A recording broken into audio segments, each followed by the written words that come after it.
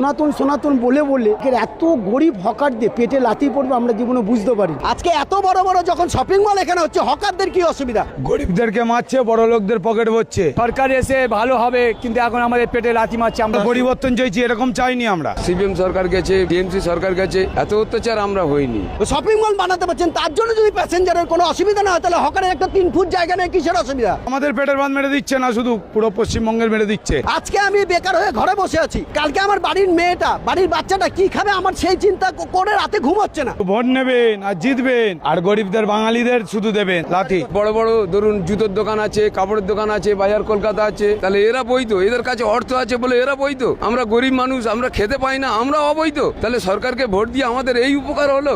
আরে কি মশাই, এই তো মাত্র 1 মাস হলো এই হিন্দুত্বের সরকারকে পশ্চিমবঙ্গে আসা। পশ্চিমবঙ্গে এত উন্নতি হচ্ছে, আপনারা তো জ্বলছে কেন? আগের সরকার 15 বছরে যে উন্নতি করতে পারেনি রাজ্যের, এই সরকার এসে মাত্র 1 মাসে এত উন্নতি হচ্ছে, তা আপনাদের জ্বলছে কেন? হিন্দুত্বের সরকার এসেছে, তা আপনাদের জ্বলছে কেন? এই যে স্টেশনে স্টেশনে হকার মুক্ত করা হচ্ছে, জায়গায় জায়গায় বুলডোজার চলছে, তা আপনাদের জ্বলছে কেন? কেন আপনারা বলছেন সরকার আমাদের পেট কাটছে? কেন বলছেন আমাদেরকে আত্মহত্যা করতে হবে? আপনারাই এই হিন্দুত্বের সরকারকে পশ্চিমবঙ্গে ক্ষমতায় নিয়ে এসছেন, তাহলে আপনাদের জ্বলছে কেন? আপনারা কেন কান্নাকাটি করছেন? এত আপনাদের উন্নতি হচ্ছে, দেখছেন না?